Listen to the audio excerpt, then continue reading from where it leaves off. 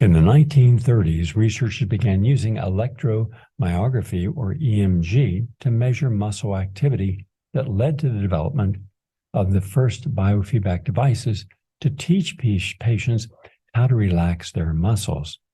The development of modern biofeedback began in the early 1960s when researchers at the Menninger Clinic in Topeka, Kansas, used electric devices to measure skin temperature, muscle tension, and brain waves. The researchers found that patients could learn to control their body functions through feedback from these devices. In 1973, the Association of Applied Psychology, Physiology, and Biofeedback was founded to promote the use of biofeedback in clinical practice. Henceforth, biofeedback was continuing to gain popularity, in particular for treating chronic pain, anxiety, and hypertension. Today, biofeedback is widely accepted as an effective complementary and alternative therapy. It's being used in a wide range of settings, including hospitals, clinics, and private practice, and is considered a safe and effective therapy for many health conditions. Now, the basic underlying physiological principle behind biofeedback is the concept of self-regulation, which refers to an individual's ability to control his or her own body processes. Biofeedback uses sensor devices to monitor these physiological processes like your heart rate, respiratory rates, muscle tension, and skin conductance. The information gathered by these sensors is then fed back to the individual in real time, often through visual or auditory feedback, allowing them to become more aware of their body processes and then learning how to control them. The process relies on a type of learning known as operant conditioning. This is a type of learning that occurs when people's behavior is followed by a positive or negative consequence. In the case of biofeedback, the consequence is the feedback provided by the device, its sensors, which allows the individual to adjust their behavior and regulate their body processes. What makes biofeedback effective is the principle that your body constantly produces measurable physiological responses to external and internal stimuli, such as changes in temperature, stress, emotions. These responses are monitored by the sensors and then translated into meaningful information to guide a person to control your behavior.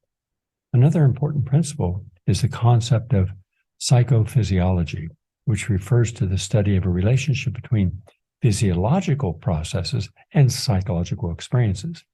Biofeedback aims to help individuals become more aware of this relationship and to learn how to control your body processes to improve your overall health and well-being.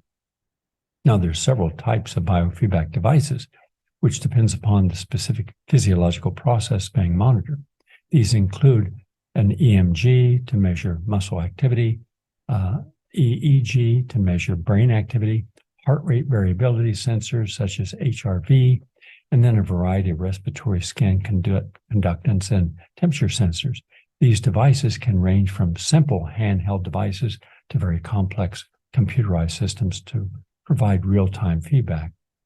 And among the various medication indications and conditions, biofeedback has been shown to be highly effective in treating our pain. Yes, pain management. Biofeedback is commonly used to help patients manage chronic pain by teaching patients how to control their muscle tension and respiration, their breathing. Anxiety and stress reduction. Biofeedback can help patients learn to manage their anxiety and stress by monitoring their heart rate and respiration. And headaches and migraines. Biofeedback has been shown to be effective in reducing the frequency and severity of headaches and migraines. Hypertension. Biofeedback can be used to help patients with high blood pressure learn to control their blood pressure through relaxation techniques and breathing exercises. Incontinence. Biofeedback has been successful in teaching patients to control their bladder muscles and also attention deficit hyperactivity disorder. And finally, there's some evidence that biofeedback may have a positive impact on cognitive function. One study found that the alpha-theta neurofeedback types of biofeedback can improve brainwave patterns and was effective in improving patients with cognitive impairment. So overall, biofeedback has become an important tool in medicine for helping patients learn to control and regulate their body functions and improve the quality of their life. Now, let me just give you an example of this. Go back to 1972. That's when I was first introduced to biofeedback. And a therapist who was using it had a simple little, almost like a musician's tick-tock with this little metal sphere. It just goes back and forth with a little clock sound. And they hooked up my heart and my veins, my head. And then they showed me some pictures that were of crime scenes, and then some beautiful pictures.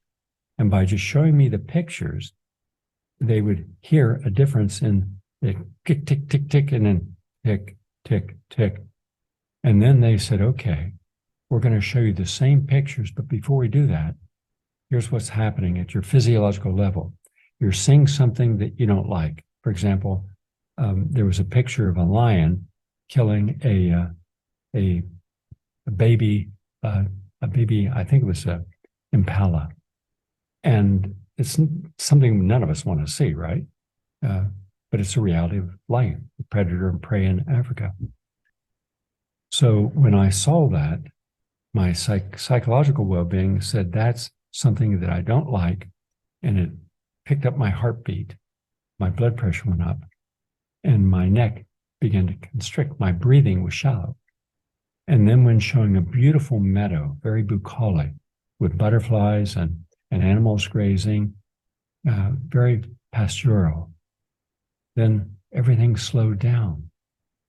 And showing a waterfall or playing music from rain on a tin roof, my whole system just slowed down. My brain activity changed. But when showing rush hour in fast motion in New York City, it sped up. If any of you have lived in New York and been in rush hour, you know what I'm talking about. Everybody's jostling, trying to get to where they're going, and it's very stressful. Now, so then they said, okay, Gary, before you see a picture that is disturbing you at the psychological level, which will then impact your physiology, just relax yourself. Breathe deeply. Just breathe deeply and exhale fully and calm yourself, and just keep saying, calm, calm. And so therefore, when I was exposed to something I didn't like, my body did not react negatively. That's the power of biofeedback. So then I used it. About a year later, I was in a race, and I would go out rather fast, and then, as most athletes do, and you then set your pace. But I went out too fast, and then I started getting slower and slower, and my muscles tightened, and my breathing was up in my throat, not deep into my lungs, and I ended up with a terrible time, a time that was so slow. I trained faster, much faster than what I was able to race. So I realized what I'd done. My adrenaline had gone up, my stress hormones went up, and that's a fight or flight response. That only works for about a minute to 2 minutes, and then everything goes wrong. Then you're exhausted. So a week later, they were having races every week in New York at that time, 4-mile races, 5-mile races. I went out and I just said, I'm going to do this race as a meditation. And so I just put my mind into that zone of deep breathing, relaxing, relax your muscles. And I did one of the fastest races I've ever done. In fact, when I did the 40K National Championship, and that's almost 26 miles, almost a marathon, and on a hot day. In fact, they weren't even going to do the race because it was too hot and posed a danger. We had to all sign releases. And it was very humid because it had rained that morning. It was in the middle of August. It was in the 90s and very hilly course. So everything you could possibly not want in a race was there. And so I put myself in a de-stressed mind. And at the 6-mile mark, I was in 66th place. My buddy that we trained with was in 67th. And he kept complaining about all the sweat that was coming off the runners in front of us. It just kept hitting us in sheets, and there's nothing you can do because you can't go over in the other lanes, then you would get disqualified. And it's the only thing you can do is get ahead of them. but then there'd be more people. It was a terrible situation. And in that moment, I just put myself in a mindset that the sun is making me stronger. I wanted to get hotter. The hills I trained on my Versa climber for 2 hours at the full resistance. And I would train on my bike at the full resistance. So you really had to use all your muscles to move.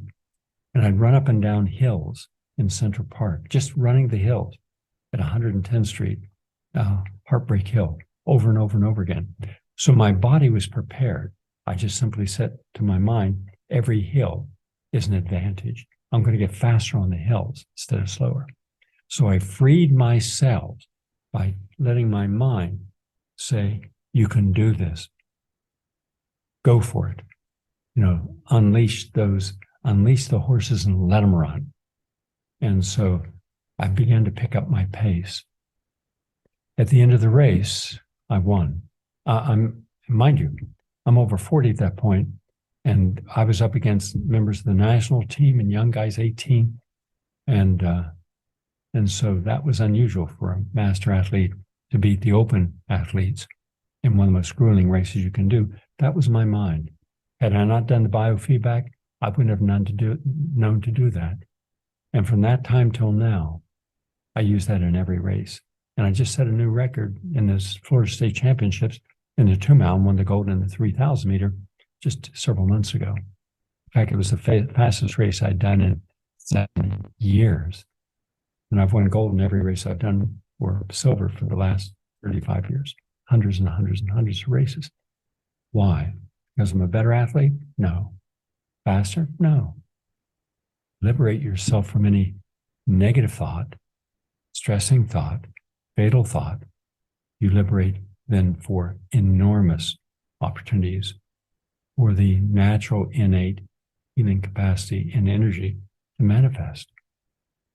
That's why I've never had writer's block. Just sit down to write and I can write. Give a speech extemporaneously for 3 hours, I can do it. Simply allow yourself to be mindful in your meditations, relax yourself, and that biofeedback helps you, because had I not seen, by looking at a picture, suddenly it went from click, tick, tock, tick, tock, tick, tock, tick, tock. And then by breathing deeply and putting myself in a different mindset, it went back. And then by watching something positive, it even got slower. So my body was in a natural rhythm of healing and openness. So you see, what you hear, what you experience every day can have profound impact upon you if you allow it to. And unfortunately, we don't have this type of conditioning exercises to deal with the stresses of life. Look at how many people have committed suicide in the last 3 years. Look at how many people OD'd on fentanyl or heroin or alcohol more than ever before in American history. Think of the people who are deeply depressed or severely anxious and taking meds, can't function. What happened? Would it have been different had they had this knowledge of how much control they could actually have? So you could stay positive in a negative environment, non-toxic, making good choices in a toxic and negative environment. That's the difference. So biofeedback, it works. It doesn't take long. Doesn't take long at all. And especially if you have trouble sleeping at night or just de-stressing, put on a tape of rainfall, rain on a tin roof. Close your eyes, and like that, you go into a deeper state. And your whole body, your blood pressure comes down, and your muscles are relaxed. You're no longer tense. You go right to sleep. All right? That's our Classroom on the Air for today. I'm going to thank you for taking your time. I'm doing a lot of commentaries now on the state of our world, on the state of identity politics and other things that I consider must be addressed. I have a lot of information up on GaryNall.com. But every day, Monday to Friday at noon Eastern Time, I'll give you the latest on health and healing, latest on the environment, latest on important topics, the best guests. I have even guests that are so good, we call them Conversations with Remarkable Minds. We bring people in from all over the world on topics who are some of the wisest oracles you could ever hear. go to PRN.Live.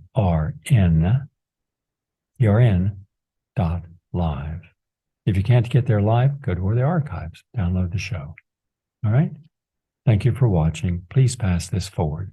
Remember, every gift you give is a gift to be given to someone else, especially with new knowledge to replace whatever knowledge we have that we should surrender now because it no longer works for us. Have a nice day. Are you tired of closed-minded programming? Well, look no further than PRN.Live, the home for progressive voices.